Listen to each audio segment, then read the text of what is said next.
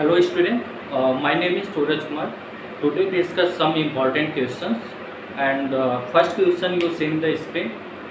Consider a 70% efficient hydrogen oxygen fuel cell working under standard condition at 1 bar and 298 Kelvin. Its cell reaction is, यहाँ पर आपको cell reaction दिया है H2 plus half O2 it gives water and the work derived from the cell on the consumption of 1.10 power minus 3 mole of hydrogen is used to compress 1 mole of monoatomic ideal gas in thermal insulated container. What is the change in temperature of ideal gas? आपसे यहाँ पर जो है ideal gas के लिए change in temperature पूछा है, means delta T. Values की बात करें तो वैल्यूज़ में आपको वैल्यूज़ जो है यहाँ पर स्टैंडर्ड पोटेंशियल दिया हुआ है, फैराडे की वैल्यू दी हुई है, आर की वैल्यू दी हुई है और आपको ई नॉट की वैल्यू भी दी हुई है। तो यहाँ से हम क्या करेंगे, सबसे पहले डेल्टा जी नॉट को डिफाइन करेंगे, उसके बाद फॉर्मेशन करेंगे और उस वर्क से हम टेम्परेचर डिफाइन करेंगे। ओके, तो चलिए स्टार्ट करते हैं। तो यहाँ पर आपको ये सारी पॉइंट दी हुई है, तो इसको हम हटा दे रहे हैं। अब अगर हम बात करें तो डेल्टा जी की बात कर रहे हैं यहाँ पर, तो डेल्टा जी इक्वल टू होता है minus N F E naught से। अब यहाँ पर माइनस एन की वैल्यू क्या है, 2 है एंड 96,500 मल्टीप्लाई ई नॉट की वैल्यू दी हुई है 1.23। तो यहाँ पर जो है जब हम इसको सॉल्व करेंगे तो यहाँ पर ये पॉइंट ये जीरो कैंसिल हो गया, तो -2 मल्टीप्लाई 965 मल्टीप्लाई 123 और जब इसको सॉल्व करेंगे तो आएगा 237390। तो ये जो है डेल्टा जी नॉट की वैल्यू हमको डिफाइन होगी। तो डेल्टा जी नॉट की वैल्यू जो है कितनी आ गई, -237390। ठीक है, तो यहाँ पर ये जो है जूल पर मोल में हमने डेल्टा जी डिफाइन, यहाँ पर हमने जो है डेल्टा जी को डिफाइन कर लिया है। तो डेल्टा जी डिफाइन हो गया तो वर्क हम डिफाइन करेंगे। वर्क इक्वल टू क्या करेंगे, कितना परसेंट कंज्यूमशन हो रहा है उसमें डेल्टा जी का मल्टीप्लाई करेंगे। तो 237390 मल्टीप्लाई 70/100 मल्टीप्लाई 10⁻⁻⁻। और जब हम इसको कैंसिल करेंगे तो ये कैंसिल हो जाएगा, आएगा 23739 मल्टीप्लाई 7 मल्टीप्लाई 10⁻⁻3। और जब हम इस पूरे वैल्यू को सॉल्व करते हैं तो आंसर आता है 166.173। तो ये हमारा जो है वर्क डन आ गया जो। ठीक है, तो यहाँ से हमने वर्क डन निकाल लिया था। सबसे पहले डिफाइन किया मैंने डेल्टा जी से हमने वर्क डिफाइन कर लिया। अब हमें एक क्या निकालना है, चेंज इन टेम्परेचर। तो चेंज इन टेम्परेचर के लिए हम लोग फार्मूला यूज करते हैं W = nRT upon gamma minus W = nRT upon gamma -1। हमें ये फार्मूला यूज करना है। ठीक है, हमें क्या निकालना है, चेंज इन टेम्परेचर डिफाइन करना है। तो change in temperature delta T equal to हो जाएगा work multiply gamma -1 upon N R. ठीक है, वर्क अभी हमने डिफाइन किया था। वर्क की बात करें तो वर्क आया था 166.173 मल्टीप्लाई। अब हम अगर गामा की बात करें तो गामा जो है कैसे डिफाइन करेंगे, तो गामा जो होता है इसके लिए हम क्या करेंगे, 1 + 2/f 1 + 2/f। F क्या है, डिग्री ऑफ फ्रीडम। F कीजिए degree of freedom, degree of freedom, degree of freedom.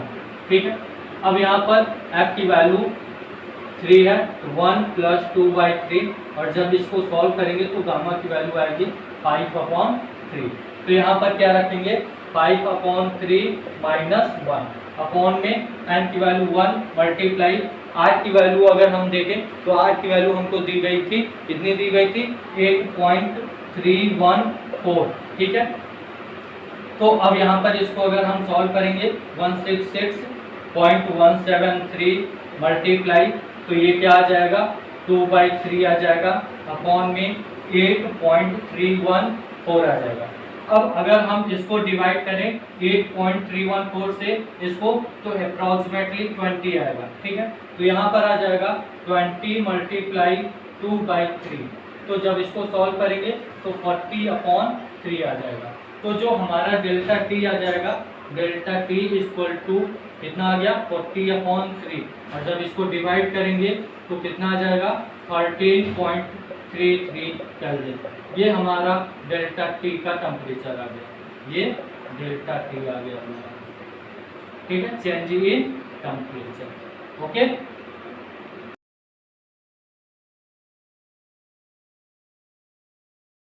हम लोग यहाँ पर नेक्स्ट क्वेश्चन डिस्कस करेंगे। नेक्स्ट क्वेश्चन की बात करें तो इसमें डिग्री ऑफ अनसैचुरेशन पूछा है। यहाँ पर एक कंपाउंड दिया है जिसको कंसंट्रेट H2SO4 के प्रेजेंस में जब रिएक्शन कराते हैं तो कंपाउंड क्यों बनता है, और ये कंपाउंड जो होता है ये एक कलर्ड कंपाउंड होता है, ठीक है। तो इस क्वेश्चन में ये पूछा है कि degree of unsaturation of Q क्या होगा, ठीक है। तो फर्स्ट ऑफ ऑल हम सबसे पहले ये समझते हैं डिग्री ऑफ अनसैचुरेशन होता क्या है। अगर हम डिग्री ऑफ अनसैचुरेशन की बात करें तो इसमें हम टोटल नंबर ऑफ रिंग को काउंट करते हैं और टोटल नंबर ऑफ जो पाई बॉन्ड होता है उसको काउंट करते हैं, तो उसे हम क्या बोलेंगे डिग्री ऑफ अनसैचुरेशन। तो degree of unsaturation is total number of ring और total number of pi bond in compound. अगर मैं बात करूं फार्मूले की तो फार्मूला जो होगा डिग्री ऑफ अनसैचुरेशन का number of carbon atom minus number of monovalent atom upon 2 plus number of trivalent atom upon 2 + 1, ठीक है। तो ये डिग्री ऑफ अनसैचुरेशन का फार्मूला होता है। अब यहाँ पर हम क्या करेंगे सर, फर्स्ट ऑफ ऑल कि यहाँ पर ये जो कंपाउंड है इस कंपाउंड का जब हम कंसंट्रेट H2SO4 के साथ रिएक्शन कराएंगे तो क्या बनेगा उसको देखते हैं। तो यहाँ पर मुझे एक कंपाउंड दिया है, अब अगर मैं इसका H+ साइन के साथ रिएक्शन कराता हूँ तो यहाँ पर क्या है कार्बन है, डबल बॉन्ड ऑक्सीजन। अब इस ऑक्सीजन के पास 2 लोन पेयर होते हैं और ये ऑक्सीजन सिंगल बॉन्ड CH3 और इसके पास भी इसके 2 लोन पेयर होते हैं। अब होता क्या है कि यहाँ पर ये जो ऑक्सीजन का लोन पेयर है ये हाइड्रोजन के साथ बॉन्ड नहीं बनाएगा। क्यों? क्योंकि यहाँ पर क्या होता है कि ये रेजोनेंस करने लगता है जिसकी वजह से ये बॉन्ड नहीं बनाता। ये लोन पेयर क्या करेगा, ये इलेक्ट्रॉन क्या करेगा इस H+ आयन के साथ बॉन्ड बनाएगा। अब जब बॉन्ड का फॉर्मेशन होता है तो यहाँ पर कंपाउंड क्या बनेगा बेंजीन रिंग, और यहाँ पर हमने C6H5 नेक्स्ट बेंजीन रिंग है और यहाँ पर भी पैरा पोजीशन पे भी 6H5 है और आर्थो पे भी C6H5। बट यहाँ पर जो कार्बन है वो क्या होगा double bond oxygen and single bond hydrogen, single bond oxygen, single bond CH3, ठीक है। ऑक्सीजन का इसका लोन पेयर है, इसके पास एक लोन पेयर है बिकॉज इस पे कौन सा चार्ज आ गया पॉजिटिव चार्ज आ गया, ओके। अब ये पॉजिटिव चार्ज क्या करेगा, ये लोकलाइजेशन करेगा, कहाँ आएगा कार्बन के पास। तो जो मेरा नया कंपाउंड बनेगा वो बन जाएगा benzene ring C6H5 single bond C single bond O single bond H।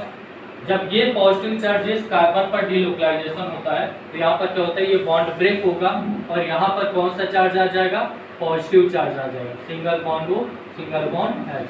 अब ऑक्सीजन के पास इसके दोनों लोन पेयर आ गए।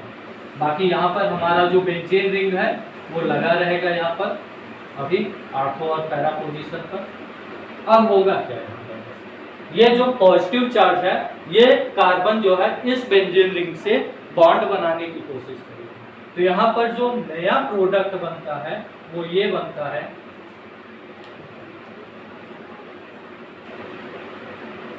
जो नया प्रोडक्ट बनेगा वो बनेगा बेंजीन रिंग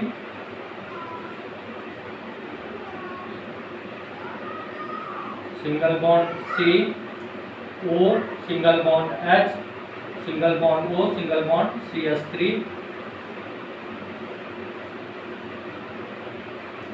एंड यहाँ पर क्या है कि अब हम बेंजीन रिंग का फॉर्मेशन कर दे रहे हैं। ये हमारा बेंजीन रिंग हो गया, ठीक है। यहाँ पर क्या है पॉजिटिव चार्ज और ये भी अब मैं बेंजीन रिंग का फॉर्मेशन कर दे रहा हूँ। यहाँ पर भी स्ट्रक्चर बना दे रहे हैं बेंजीन रिंग का।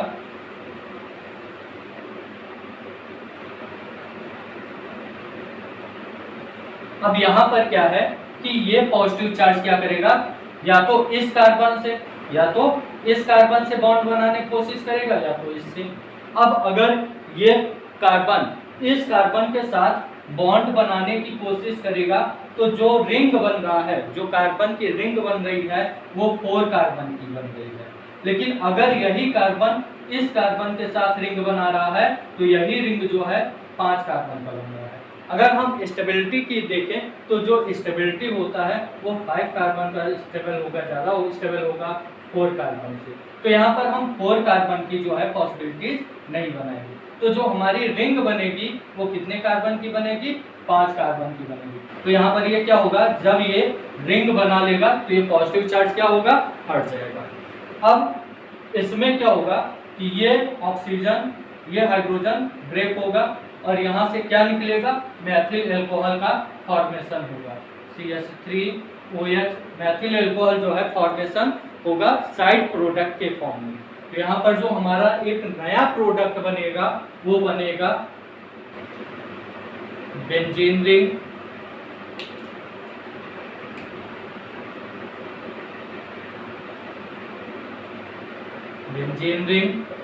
Single bond carbon, single bond, फिर उसके बाद हमारा ये benzene ring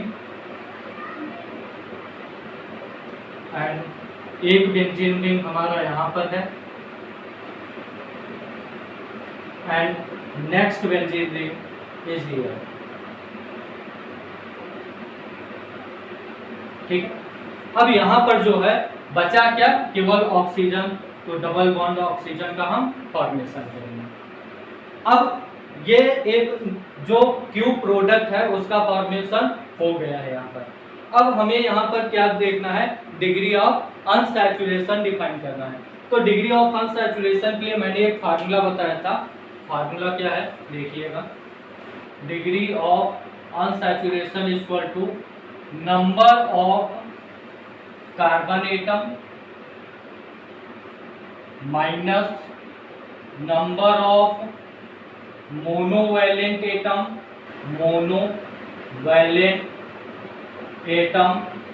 upon 2 plus number of trivalent atom upon 2 plus 1। अब अगर हम बात करें नंबर ऑफ कार्बन एटम की, तो एक रिंग में टोटल 6 कार्बन होते हैं। टोटल रिंग कितने हैं, 1 2 3 4 रिंग है मेरे पास। टोटल कितने रिंग है, 4 रिंग है। अब अगर हम 4 रिंग की बात करें तो टोटल कार्बन 4 रिंग के कितने हो गए, 24 प्लस। अब एक कार्बन यहाँ का बचा, बाकी ये सब कार्बन तो इन सभी रिंग में शामिल है, इसलिए केवल यही एक कार्बन बचा। तो हम टोटल कार्बन अगर देखें तो नंबर ऑफ कार्बन एटम कितने हैं, 25। अब नंबर ऑफ मोनोवैलेंट एटम का मतलब ये है कि हम नंबर ऑफ हाइड्रोजन को काउंट करेंगे। तो यहाँ पर अगर हम नंबर ऑफ हाइड्रोजन को काउंट करें तो यहाँ पर टोटल जो नंबर ऑफ हाइड्रोजन आएगा वो आएगा 16 total number of hydrogen atom है यहाँ पर। ठीक है, यहाँ पर जो total number of hydrogen atom है 1 2 3 4 5 6 7 8 9 10 11 12 13 14 15 16। तो जो नंबर ऑफ मोनोवैलेंट एटम है वो है 16/2 plus number of trivalent atom कोई नहीं है तो 0 हो जाएगा प्लस 1। अब यहाँ पर अगर हम इसको सॉल्व करेंगे तो 25 प्लस 1 ये कितना हो जाएगा, 8 हो जाएगा। तो -8, तो 26 माइनस 8 इक्वल टू कितना आ जाएगा, 18। तो यहाँ पर जो डिग्री ऑफ अनसैचुरेशन है कंपाउंड क्यू का वो कितना होगा, 18 होगा। ये हमारा आंसर हो गया। ओके, अब हम लोग जो है नेक्स्ट क्वेश्चन देखेंगे, क्वेश्चन नंबर 16।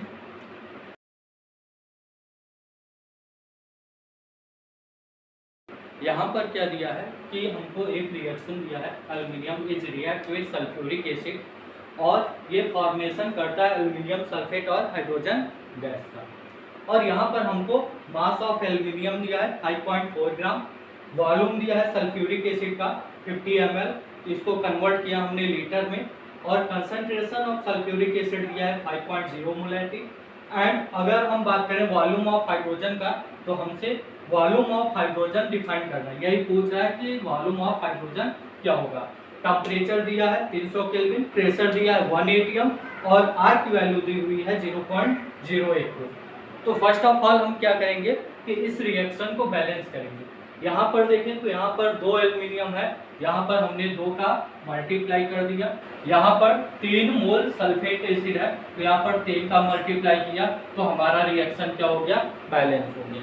ठीक है, तो फर्स्ट ऑफ ऑल हम क्या करेंगे, इसमें नंबर ऑफ मोल डिफाइन करेंगे। अगर नंबर ऑफ मोल की बात करें तो नंबर ऑफ मोल जो होता है क्या होगा, formula mass upon molecular mass. Mass कितना दिया है एल्युमिनियम का, 5.4 ग्राम, तो 5.4 अपॉन मॉलिक्यूलर मास जो होता है एल्युमिनियम का 27 होता है। ठीक है, अब इसको अगर हम सॉल्व करेंगे तो कितना आएगा आंसर, 0.2 आएगा, 0.2 मोल। ठीक है, अब सल्फ्यूरिक एसिड की बात करें तो सल्फ्यूरिक एसिड का हमको वॉल्यूम दिया है और कंसंट्रेशन दिया है। तो सल्फ्यूरिक एसिड का नंबर ऑफ मोल निकालने के लिए क्या करेंगे, वॉल्यूम में मल्टीप्लाई करेंगे किसका, कंसंट्रेशन का। तो यहाँ पर इसका वॉल्यूम कितना दिया है, 50 मल्टीप्लाई 10 के पावर -3 एंड कंसंट्रेशन 5 दिया है। ठीक है, और अगर हम सल्फ्यूरिक एसिड के मॉलिक्यूलर मास की बात करें तो मॉलिक्यूलर मास की तो जरूरत है नहीं, क्योंकि नंबर ऑफ मोल डिफाइन करने के लिए हमको वॉल्यूम और कंसंट्रेशन ही चाहिए। ठीक है, तो जब हम इसको सॉल्व करेंगे तो जो आएगा number of mole of sulphuric acid 0.25 मोल आएगा। ओके, अब इसमें हमें ये डिफाइन करना है कि कौन सा लिमिटिंग रेजेंट है। लिमिटिंग रेजेंट हम उसे कहते हैं जो सबसे पहले क्या हो जाए, कंज्यूम हो जाए, मीन्स खत्म हो जाए। ठीक है, उसे हम लिमिटिंग रेजेंट बोलेंगे। अब लिमिटिंग रेजेंट डिफाइन करने के लिए हम लोग क्या करेंगे, जो नंबर ऑफ एटम है, यहाँ पर जैसे 2 है तो हम 2 से डिवाइड करेंगे तो 0.1 आ जाएगा, 3 से डिवाइड करेंगे तो 0.08 आ गया। अब अगर हम यहाँ पर देखें तो जिसकी वैल्यू सबसे कम होती है वो क्या होता है, लिमिटिंग रेजेंट होता है। तो यहाँ पर जो सल्फ्यूरिक एसिड है ये सबसे पहले क्या होगा, कंज्यूम हो जाएगा, तो हम इसे क्या बोलेंगे, लिमिटिंग रेजेंट बोलेंगे। ठीक है, तो यहाँ पर अगर हम देखें तो लिमिटिंग रेजेंट ये है, तो यहाँ से हम क्या करेंगे, हाइड्रोजन के लिए निकालेंगे। तो 3 मोल H2SO4 से क्या मिल रहा है हमें, 3 मोल 3 एटम ऑफ हाइड्रोजन गैस। ठीक है, अब यहाँ पर सल्फ्यूरिक एसिड का नंबर ऑफ मोल डिफाइन किए थे तो कितना आया था, 0.25 मोल सल्फ्यूरिक एसिड इट गिव्स। तो यहाँ पर नंबर ऑफ एटम सेम है, तो यहाँ पर ये क्या हो जाएगा, 0.25 मोल ऑफ हाइड्रोजन गैस हो जाएगा। ठीक है, तो यहाँ पर अब हमें डिफाइन क्या करना है, हमें volume of hydrogen gas define करना है। तो इसके लिए हम लोग क्या करेंगे, हम लोग फार्मूला लगाएंगे PV = nRT। अब PV = nRT हम लोग जो है यहाँ पर फार्मूला लगाएंगे। अब यहाँ पर क्या करेंगे, PV = nRT से हम क्या निकालेंगे, वॉल्यूम को डिफाइन करेंगे। तो वॉल्यूम = क्या हो जाएगा, nRT/P। नंबर ऑफ मोल की वैल्यू की बात करें तो नंबर ऑफ मोल हमको कितना दिया है, नंबर ऑफ मोल हमने डिफाइन किया था यहाँ पर कितना, 0.25 मोल मल्टीप्लाई R की वैल्यू हमको दी गई है 0.082 मल्टीप्लाई टेम्परेचर हमको 300 केल्विन दिया है तो 300 केल्विन अपॉन प्रेशर 1 atm है तो यहाँ पर हमने 1 रख दिया। अब इस वैल्यू को अगर हम देखें तो यहाँ से 1 0 2 कैंसिल हो गया, तो यहाँ पर हमको जो वैल्यू मिलेगा 75 मल्टीप्लाई 0.082 अपॉन में 1। ठीक है, तो जब हम इस वैल्यू को सॉल्व करेंगे तो जो आंसर आएगा वो आएगा 6.15 लीटर। तो यहाँ पर वॉल्यूम ऑफ हाइड्रोजन गैस का आंसर क्या आ गया, आंसर 6.15 लीटर। ये हमारा आंसर है। I hope this video is बहुत helpful for you. Thank you.